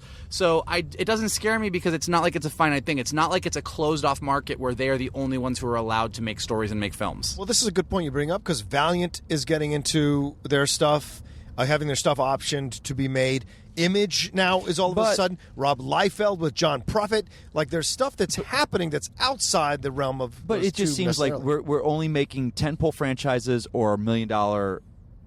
Love Simons. It's like we've lost that mid-range $40-50 million film. Well, it's funny you say that because the Joker movie is supposed to be budgeted at $55 million. That would be great. Joaquin. I mean, but the merger's going to go through CI. But Fantastic Four. if any property I want back, I want to see the Fantastic Four done by Marvel. I just picture we are in such a great time right now with no NASA anymore, where you get someone like Reed Richards. Space Force. Oh yeah, Space Force. You get someone like Reed Richards, and have him like be the Elon Musk, where he's off in the desert, self-funding his rocket, his research. You've got. Now all these things, the alien invasion's happening where it's not part of NASA or something. He's just going off on this crazy experiment to stop into the cosmos. I think it's perfect to see that. But I'd also, on the other hand, and I know they won't, to bypass the origin of the Fantastic Four, I'm okay with that. Maybe make him like 50 years and we just skip over all of his adventures. I say you have a school field trip going to the Baxter Building, and there's a holographic receptionist through the history with holograms showing the history of the Fantastic Four, and then and then thing comes crashing through because an experiment is failing, yelling at the torch, and Reed comes stretching out to get him, and then there's this whole entire school looking at them like, oh my God. I don't need the pitch. I'm not your executive. I'm just saying that's the pitch. I think that as I've said with the whole Batman thing, I am not a fan of skipping over origins necessarily unless we've already seen it 1,000 times. And with Fantastic Four, although we've seen it twice, we saw it really poorly done. But even if you were to do that, I don't know that necessarily works with them within the Marvel universe. I agree. So I think they are going to have them start from square one. Otherwise, where the fuck were they for the past? Or I just think we do some kind of thing other than a linear origin where it's like point A to point B. Oh, they're in the costumes for the last 10 minutes of the film fighting the big bad guy. Yeah, I agree. You need with to do non-linear origin. I think for them would work. But the mutant set's a whole other thing, man. I don't know.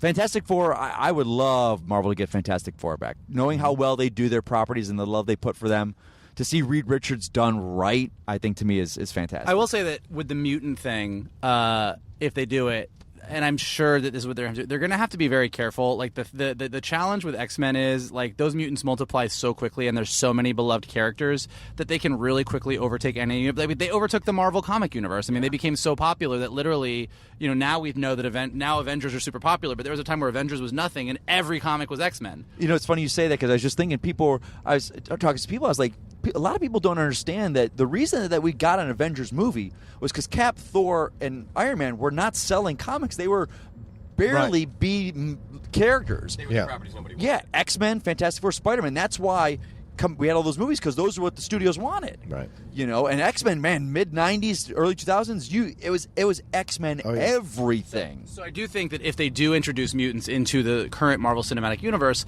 we're not going to have a thing where all of a sudden it's like 10% of the population are mutants. Like they can't sustain that with the cinematic universe they have. You can't have an X-Men movie and then cut over to Spider-Man movie where half the characters in New York City have mutant abilities. So it's going to have to be a much more contained thing if they do it. Right. And do we go back to the origin of the X-Men where it's Professor X finding these 5 mutants and they're in the school and no one knows about them, then something happens and we discover them through the MCU and then they're connected in that way. So it's just a contained where they're the first actual mutants to have ever walk the earth. Do you know what I'm saying? So that's a possibility that you could keep it that basic and have a professor who is defending them and doesn't want them to get out because he doesn't want them to get abused and all this kind of jazz. That's certainly possible, right?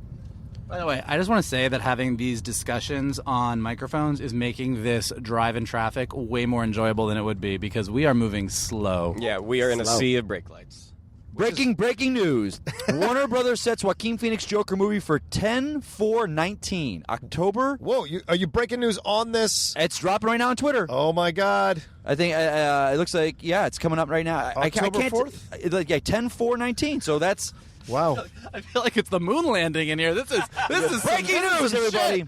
So I'm guessing October 4th? Yeah, that is what 10/4 means. You're right. I don't know if he meant the month or the day first. What? He's not Britain. He's not in Britain. Could have been the 10th of April. It's October. The Joker movie in April? I got confused. It's I was July. excited. For all of the listeners, we apologize for Kalinowski screaming into the microphone for the last honestly, If they know me, they know how I am. I'm trying to calibrate the noise here, Kalinowski, on the levels. Breaking scoop. It's going hot. Like Kalibrowski. Boom. Boom. You said you were a writer? Oh. All right, so this is fascinating. Oh, you hurt his feelings? Oh, no. You're pretty, though.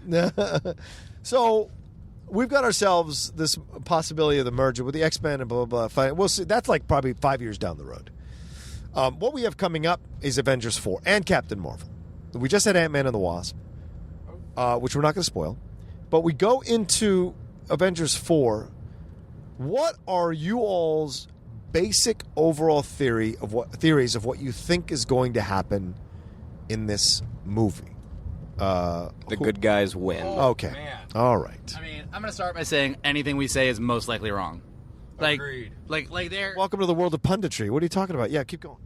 Well, I'm just saying that, like, I mean, a lot. I will say, I was saying to Kalinowski earlier, one of the things that I think is that I find fascinating with all of the theories online when everybody like is talking about whether it be Episode 9 or the next Avengers movie or anything is.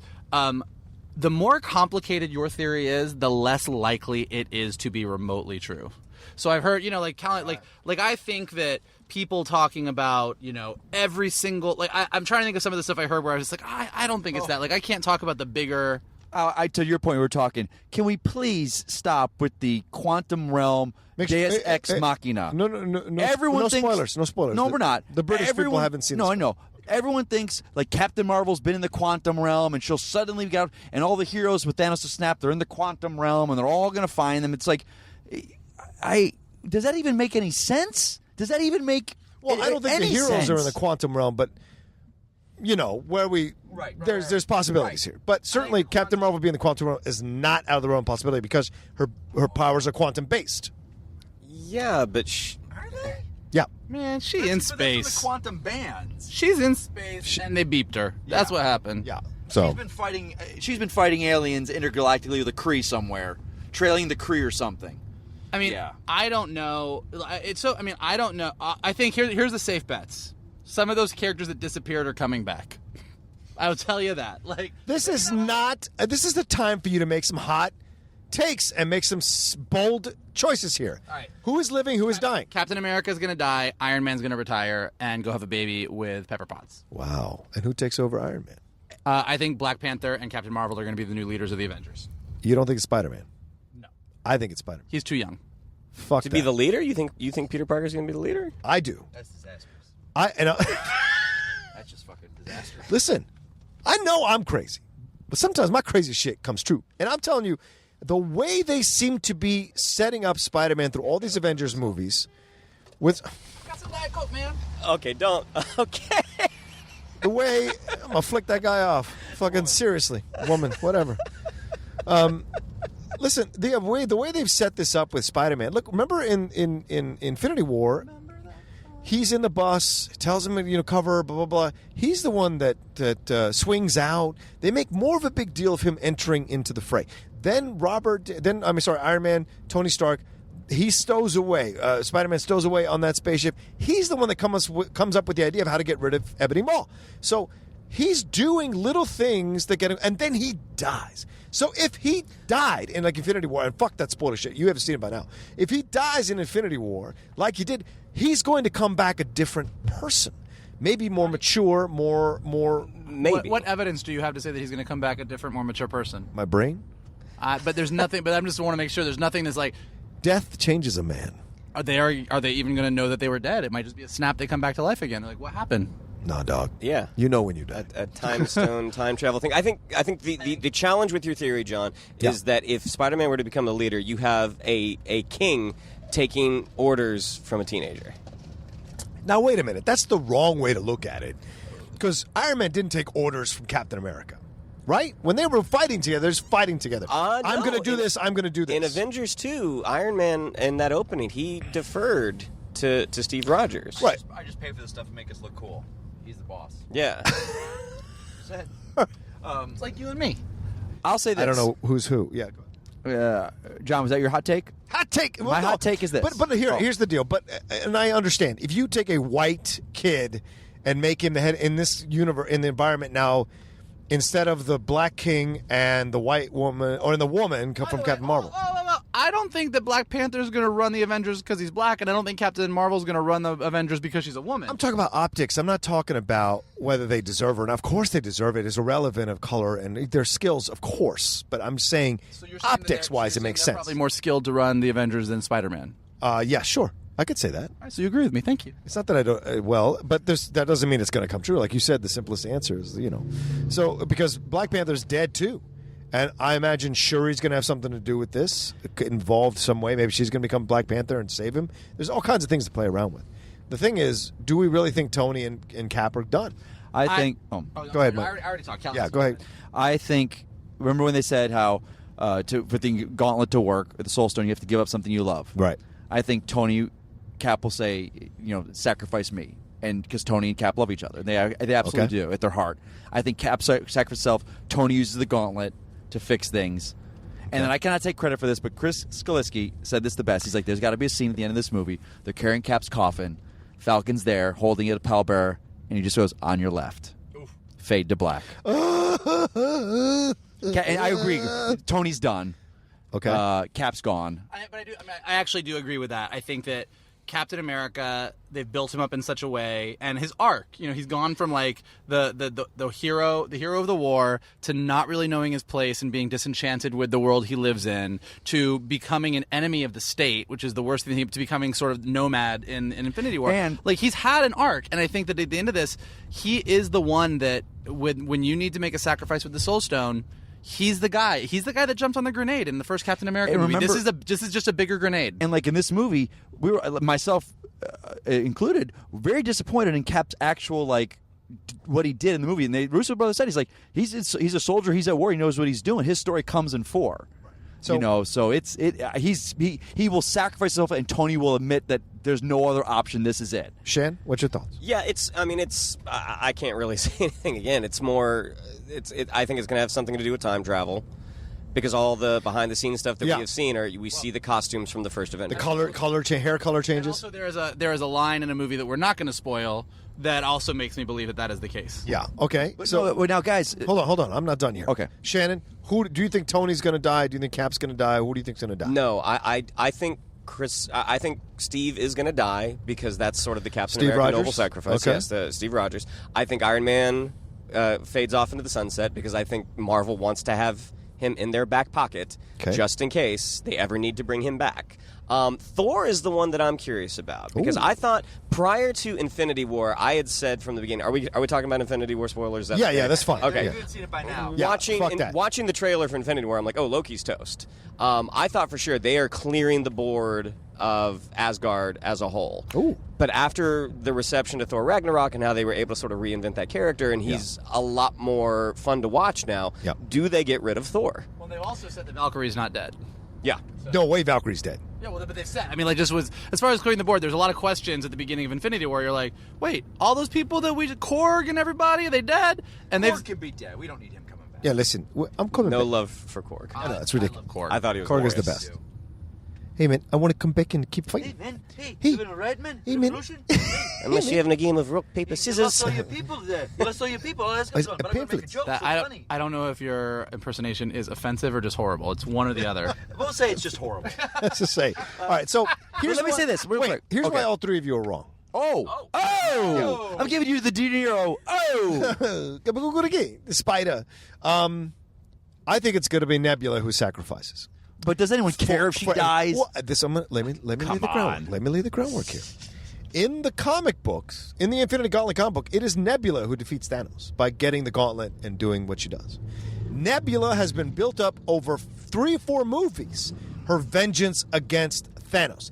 The shit he's put her through, the coming together between Nebula and Gamora in Guardians of the Galaxy Volume 2, and then the way she's tortured in Infinity War, that Nebula gives up Nebula gives up the map in order to save Nebula, and Nebula going after Thanos and almost defeating him with the help of the other Avengers. So I think that's how you wrap up that storyline, that she's the one that sacrifices to bring Gamora back. Gamora ends up killing Thanos, being part of it, and she's the sacrifice. Now, it doesn't mean Captain America can't still die in some version, some other battlefield in that movie in Avengers 4, but I think it's going to be Nebula who gets put into the Soul Stone. Now, at this point, to that, she has not earned that. We've gone... What? Hold on. Absolutely We've gone 20 earned that. films into this universe where Marvel has had the chance to go kind of do something like with Civil War. Like, no one died. We really thought someone was going to die in Civil War. Like, I thought. Okay, nope, Infinity War is going to happen. Now with this one, the snap. Yes, the snap was big, but they had already announced Spider-Man 2, Homecoming 2, or Black Panther 2. We knew they're coming back, so it's Marvel has to deliver on a massive death character. Nebula will die, but not the ultimate or the penultimate moment. It's Cap. I think Nebula kills Thanos. That's what I'm saying. No, but sacrificing yourself to the Soul Stone the way that Gamora was sacrificed is not killing the bad guy. I think that Cap is going to make the noble sacrifice because Cap, as I said, not that they were thinking about it when they did it, but you look at the poetry of that scene in Captain America where Tommy Lee Jones throws that grenade and says live grenade, and like little skinny ass Steve Rogers jumps on that grenade. Like I said, this is a bigger grenade. I think Nebula's story is not I'm the person who's going to make a noble sacrifice so you guys can go save the day. I think Nebula's is I don't give a shit about everybody else. Do whatever you need to do. Just give me Thanos. Yeah. And I think she kills Thanos. Y'all are crazy. That I see. Now, back to your time travel story. Y'all are crazy, man. I think people are looking at this differently. It's not time travel. In those leaked set photos when they were in their Avengers costumes, if you look on their hands, they had the barf device that Tony created to create the alternate worlds, like he did at the college conference. Right. They all have those on their arms. And Grip was walking around with a box, the prop box that said the barf on it. I think now that because Pym is in that scene, I think they're going back trying to recreate. Maybe thinking back where Strange said it's time. This that they're going back to their moments in history where like, okay, the stones. Thanos needed the stones. When did we even interact with the stones? Right. I think this is going to be. We're going to go into all the films from different perspectives. Well, and it's not a time travel. It is a alternate reality. It is a. You're building reality around your current world. There is a line in Ant-Man versus Wasp that is specifically put there out of the blue that makes me believe that time loops or time pockets may play some part of the movie. That being said, I find what you say really interesting. I didn't know that was on their arms in those set pictures because, and I've watched Civil War a bunch of times because I think it is just a damn fine movie. Absolutely. And it's so funny because, and this makes sense with the Russo brothers having taken it as far as they have, every time I watch that scene, aside from an interesting transition to sort of establish some stuff you needed to establish about Tony's parents, I always was like, why is he talking about this weird technology? Like it always was an outlier because it never really came back in the movie anywhere. And I was like, I guess they just wanted to talk about a cool thing, but like binary augmented reframing, something like that. But it always struck me as an outlier. I'm like, why is this here? And if they bring that back around to use in this movie, fucking standing ovation cheers to them because that is laying something down in a really, really awesome way. But the challenge with that, though, where I'm getting bumped is, so in Civil War, old Tony has the thing on his wrist. Is that what you're saying? Creating it, showing the college campus, like, look what I built. So he's in that reconstructed reality. Old Tony is still old Tony. Why would they be in their older costumes? Because maybe they're seeing themselves. Okay, we need to go back. You have to swing the mic. Don't hand it to him, but just swing it over to him. We need to go back. Okay, the Battle of New York, Loki's scepter. Who had the scepter? Where was it? Right. But it doesn't make sense that they would be in their old costumes with the device from modern day. That doesn't justify why they're in those old costumes. Right. That's a valid point. Like what's going on here? Yeah, because like the rumors have been that they're going to go back, and this worries me that they're going to go back and where Thanos picked up every stone, they're going to go back and try to stop him from getting every stone. The last thing I want is an Avengers 4 where they go through the greatest hits of the last 20 years or 10 years of the MCU. If they do that, I'm going to be super pissed. Well, it has to be something else that is a little more inventive than we're going to do what they do on TV shows where they play the greatest clips to fill an episode for a week. That would drive me insane. Okay. I think if we look at the Russo brothers' track record on Marvel movies, I think they've earned our... if they want to do time travel, I'm fine with them doing time travel because at this... what is it? It's... Winter Soldier, Civil War. But they can't do time travel because Strange is gone. And he doesn't have the eye anymore. The quantum realm.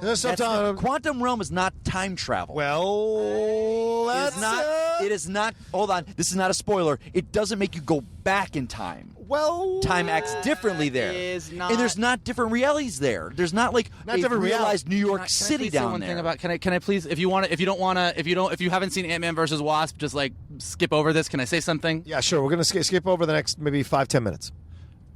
Janet Michelle Pfeiffer, Janet Van Dyne says in the post-credit sequence when Scott gets lost before Scott gets lost in the quantum realm, and again, just like the scene with Tony in Civil War, apropos of nothing, she says, "Hey, go into the quantum realm and go get this stuff. Be careful of the tardigrades. They're cute, but they'll bite you. Oh, by the way, stay out of the time loops because you'll never get out of there."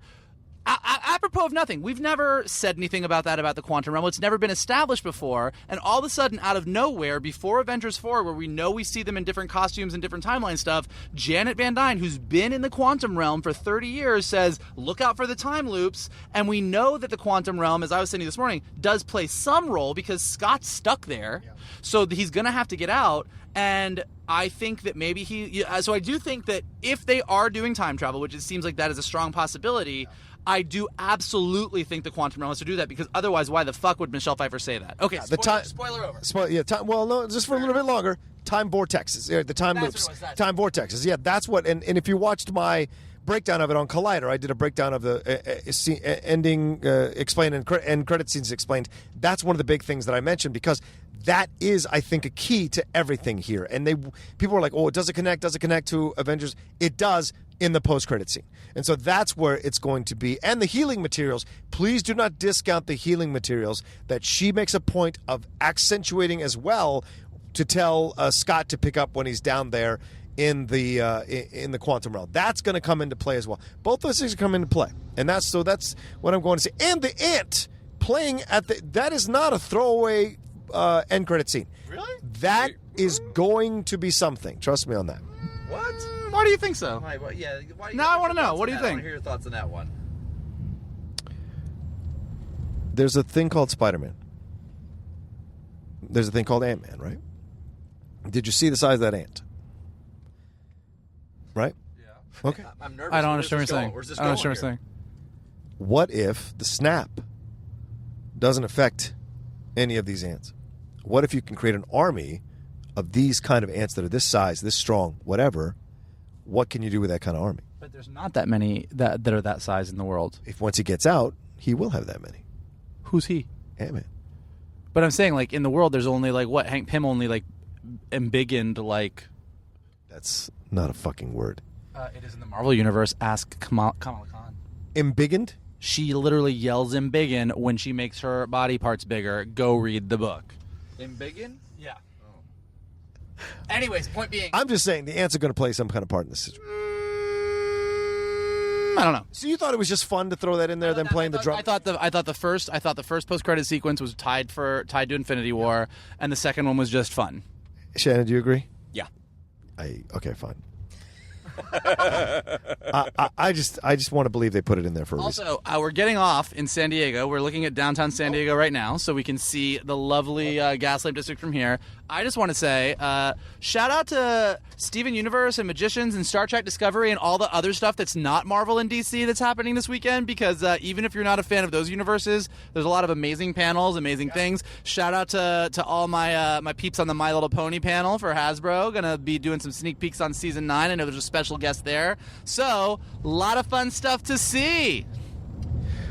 You know, it's tough to do a podcast with three other alphas, because they want to end the show their way. That wasn't an ending. I just wanted to give those people a shout out. I didn't want to end the show. It sounds like he's ending the show, because he's like, we're going downtown. I'm going to give a shout out to all these people.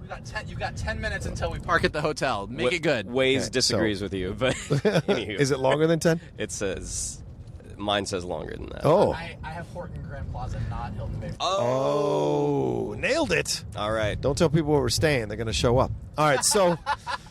All right, well, then you're right. We have 10 minutes, so let's wrap this up. Is there anything else that is going to be shown here at at Comic-Con that you guys are excited to see? I'm very curious about the glass panel. Yeah, me too.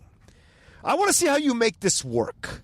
That you have Sarah Paulson, who's a psychiatrist, in the room with the Beast and Mr. Glass, who've both killed people. Why is David in the same room with them?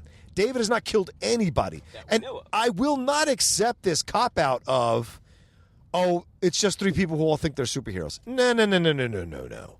You do not put a mass murderer like Mr. Glass and a killer of women and raper of women, like the Beast, in the same room with a man who has been trying to save people as a quote-unquote superhero.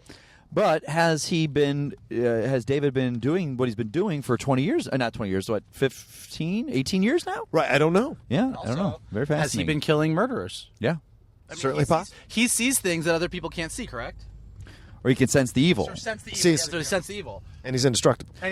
So if it's he's interesting. been going out there and doing things like killing people like the Beast to a psychiatrist or to the law, that looks the same. You're killing people and you're not allowed to do that. Okay.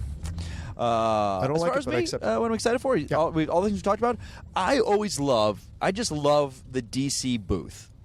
They've always got such a great show of props, and also I get to meet a lot of the comic book artists and stuff, and also DC Collectibles has their stuff there. I love, of the four of us in the car, you guys know, I love walking the floor. I love that massive, massive room. I think we all like walking the floor, Mike. Yeah, I just love. Oh no, you all do. Yeah. I will. I spend an inordinate amount of time on that floor. You do. You have more patience for it. That's for damn sure. I do. You guys, yes, I have yes. My patience is a little bit better. What are you excited about that doesn't have the letters D or C in it? Let the man stay on brand, Yeah, man. why can't I just love why can't I live my best By the life, way, man? God love you. There's a lot that I love about DC. I'm just curious, is there stuff Okay, that's here's not... something. Yes, here, Okay. Jack Ryan. I hope a panel on Jack Ryan. So that hasn't come out yet, right? No, it comes at the end of August. Okay. I saw the posters put up on the hotels. Yeah. I'm hoping that Amazon will do a panel on Jack Ryan. Okay. You know what? I'm very excited about that as well. Okay, there we go. Didn't have DC anywhere in it. No. Might be in Washington, D.C., a little bit of it. So it came back to it. You fooled us! You fooled us. You had me, and then you lost. I'm Shannon, sneaky like that. Anything on your end, Shannon, besides glass? I'm actually kind of curious about. I'm curious about the Bumblebee movie, honestly. Like Matt, you took my answer. You took my answer, man. Hey, I thought that first teaser was very heartfelt. So I'm curious how that's gonna pan out. And good on Paramount. They had a really rough year Yes. coming into. I think was it Snyder and you guys talking about the other Yeah. day? I forgot. Quiet Place, right? Yep. And apparently now Fallout Yep. or Fallout. Are Mission massive, Impossible Fallout, They're yep. massive hits for Paramount, and they were in dire straits coming Yep. into this year. Yep. And those two films alone, they seem to be buoyed them. So good for them. And now this Bumblebee looks. Rocha, I feel you, my friend. Kind of how I felt like with Wonder Woman. I think you're going to be vindicated. All the hope crap so. that those Transformer films gets, you stand by them. I do. You stand by him. And now with this one, hold on, I'm giving him props where props are due here for him because he has stood by that franchise where I have. we've all crapped on it. I've even walked out of one of them. Wow. But this Bumblebee looks damn good. That trailer, Yep. granted it's only a trailer, I was like, that sold me. I was like, spin-off, what, this, that. And I saw that Yep. trailer, I'm like, damn. And I like this going to be a small That looks take on it. great. You've got Starscream in that thing? Right. Woo. And then 3 Decepticons, one being voiced by Angela Bassett, one by Justin Theroux. Oh. You have that. They dropped that on EW the other day, the Nice. pictures of them running through. They're going to be the villains, part of the villains in this whole thing. So it's going to be a smaller film, and I dig that as a take for Bumblebee because you're going back to the 80s and you're evoking the G1 stuff, the animated series. That makes a lot of sense. No, I agree. I actually think the Bumblebee movie looks great. I just don't know that you need to like the other Transformers movies. I'm not the biggest fan of that franchise, but I'm very excited about this, and I do hope it brings people But John back to is, Transformers. and there's I can defend appreciate him. where John comes from, being a fan of DC, and I get a lot of crap for it. Yeah, sure.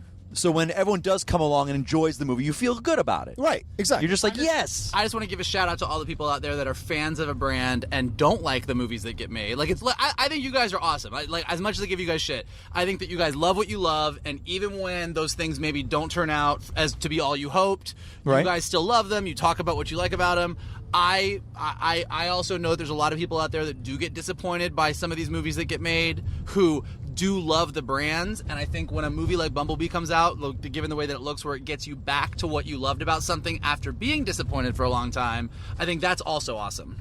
Fair enough. Fair enough. Shannon, is that the last thing you want to No, say? Bumblebee was mine. Yeah. Okay. Bumblebee Mike, Glass. anything else? I mean, I already listed all the things I'm excited about, but I will give a particular shout out back to probably most excited to go see the Steven Universe panel. Anyone who loves that show on Cartoon Network knows that in the past couple weeks, they probably had some of their most epic storytelling, and I'm just really, really excited to go check it out and see what is next for Steven and the Crystal Gems. Okay. I like everything you guys said. By the way, I forgot to hit record. No. Oh my God! Sudden fear just gripped me. No, I want to see how the Fantastic Beasts thing comes out. Interesting. You're into that, huh? Oh yeah, big time. Really? I love the first one. I really did. What? Yeah. The first Fantastic Beasts? I did. Rocha. I really enjoy it. That romance, and here's why. Rocha. Goldie and what's his face? Yeah. Dan Vogel? Just great chemistry. I agree with that. And that's the reason to watch that movie. Okay. It isn't, I'm talking like this in a weird voice. Red Mane and Catherine Watt. What's his name? Red Mane? He was doing like... And what do you have, a Niffler? He was doing Laka. He was, I have the beast Thank you in the very much. suitcase. Thank you very much. Thank you very much. I mean, I love Harry Potter franchise, so I enjoy Fantastic Beasts. It's not my favorite, but I am glad that we're finally getting to the Dumbledore Grindelwald stuff, which is I think what people are Is really it true excited that about. the first Fantastic Beast was only made so that they could get to this story? That's what people are telling me. That's what people feel like. Okay. It seems like nobody quite knows why we focused on those characters, and I do like those characters. And look, I'm willing to like ride the ride and see. I do hope, and I mean I know this is something that big Harry Potter fans are not pleased about. Like I do hope that even though it seems in this movie we're not going to touch on the Dumbledore Grindelwald relationship, Romance? the romance. I hope that we do get there in this franchise. I hope that is something that comes further in. Okay, here's my last thing. And this is my show, so I'm going to end it this way. Sounds good. The number one thing I'm looking forward to, besides all the stuff we just talked about, is the Doctor Who panel with Jodie Whittaker. As a converted Doctor Who fan from the last 5 years, shout out to Mike Fox and Mark Sloan, who have converted me into a Doctor Who fan. I never thought I would be into this show. And Capaldi has been a fantastic Doctor, and I've really fallen in love with him. And that last season with him and Bill is one of the greatest seasons of television I've ever seen. Their chemistry is fantastic. The fact that you only got one season with them is one of the biggest crimes you'll ever see in the history of television. Because I didn't feel his chemistry with the other, I can't remember the actress's name right now, with her was as powerful as he had with Bill. So the fact you only get one season when you had like 2.5 seasons or 3 seasons with the other companion bothers me. So I know people weren't a big fan of the teaser they just released because it was a little strange, a little weird, but it showed you that they were definitely going in a completely different direction with Doctor Who, the vibe of Doctor Who. It feels more updated, more modern, and so I like that, and I'm excited to see what they do. And Jodie Whittaker having 3 companions means you're not forced into this whole idea of will there be sexual tension. You don't need to worry about that. The show is going to be about the adventures, and so I'm going to be excited to see what she does. And I'm a massive fan of Jodie Whittaker since like that film Venus with Peter O'Toole, and then into Broadchurch. She's incredible in Broadchurch, and a couple other things that I've seen her in. So to have her take over Doctor Who the way she did when she was regenerated, when they regenerated in the Christmas special, all of that just makes me incredibly happy. So I'm looking forward to see what they show in this, and if they do a whole 3 minutes of footage, I will be the happiest camper the rest of the weekend. So all right, that's. Oh, wait, can I say one more thing? I'm really excited about hanging out with my boys this weekend at Comic-Con. Drinks at the bar on me when we check into the hotel. Hey-o, Hey-o. I love it. All right. Can we just say that is pretty much the awesomest thing about this con? Agreed. It's the 4 of us walking that floor. Yep. The minute we get to the hotel, we check in the hotel, we get in our room, we all like, boys, we're here. Yep. That to me, I'm so thankful that you guys invited me into your group back in 2014, made me a part of you guys, and allowed me with my. Let me ask you this, champ. Yeah. So I love this time of the year. It's my best time of the year with you boys. I love you guys. I love you guys too. Like this is a great. We walk into that room, we immediately turn that air conditioner down to 61. Right? We do it. Kalinowski walks out, gets a bucket of ice, put ice cold Diet in. Cokes for everybody. That's right. Chilling them out, and we get the drinks at the bar, and then we do, and then we I go down to the bar, I scope out the boys. Yes, you do, and then we randomly find each other in the room during the middle of the days for breaks when we take our naps, and so all of that works out. I will be working most of this con, so I don't know how much I'm going to see the guys, but I'm hoping I get to see them as much as possible, either at parties or in the panels. That'll be fun. But I'm going to be working with Collider most of the weekend. When's this going live, John? When are you putting this? This up? one will be up tomorrow morning. Guys, we're going to be here at Comic-Con. Yeah. Come say hello to us. Come say hello. Fans Come of the find Schmodown us. or whatever. I'd love to meet you guys. Absolutely. All right, Mike, where can people find you if they want to find you? I was about to say the hotel. Oh, God. No! At MKToon on Twitter. MKTOON. That's right. Kalinowski. At Mike Kalinowski. And I got a match dropping tomorrow. You do. Mark Donica, my second Inner Geekdom, round 2. Check it out tomorrow. Let me know what you guys think. Oh, boy. Here we Yeah, go. big one. Big one. You've made some waves in the We'll see whether a lot of people picking Donica, so we'll see what happens. Oh, really? We'll see what happens. KO corruption. I never doubt the KO. Never doubt Kalinowski in the fight. Shannon. Twitter at Shannon_McClung. And if you want to go on to Facebook and give me a like on my Facebook fan page, John did such an incredible job when I was on the top 10 of cultivating a bunch of new likes. I appreciate that. Of course. Johnny. Please you. go like his page. Shannon is a good actor and a nice guy, and it's not a like that you will regret. So in that order. Yeah, in that Good order. actor, Exactly. nice guy. Exactly. Okay, so if you guys want to follow me, you guys already know. You find me at The Rocha Says on Twitter and Instagram. All the stuff I'm doing at Collider. And we haven't officially announced this yet, but follow me because we are going to make an announcement about a new podcast. Actually, I have probably 2 new podcasts that I've got coming down the pike. We'll talk about that. And there's possibilities about live shows coming up soon. I'm working on something with that. So some of you who are fans of Outlaw Nation, if you live in LA or you want to come to LA, you might be able to come to see an episode, a recording of Outlaw Nation live and be in the audience. Hey, that sounds really cool. A new podcast. If you do another podcast, could I be a part of one, John? I think that's certainly possible. Shannon? Yeah. Shannon, do you want in? Yeah, sorry. I was just house buying emails. Sorry. Oh, we're back to that, are we? Sorry. We're back to that thing. I got self-involved. All right, fine. Don't be self-involved. Anyway, I'll make the announcements. You guys will find out what this is all about, and we'll talk about it soon. But thanks anyway. Thanks, everybody, rather, for listening. And remember what I say every week, that I drop an Outlaw Nation episode. I know what the struggle is like. I know we've all been in those dark places and hard times. Even in the great days of coming to Comic-Con, there are some of you that suffer with this stuff and the mental health. And I just want to tell you guys, whatever it takes, take care of yourselves. And whatever it takes to get you through the next second, next minute, next hour, next day, next week, next year, next month, whatever it takes, do those things. Find your strength. You can come out of the darkness. You just have to be patient with yourself and fight through it. All right? Just want to tell you that. So, all right. Have a great weekend and a great week. And we will talk to you next time on the Outlaw Nation.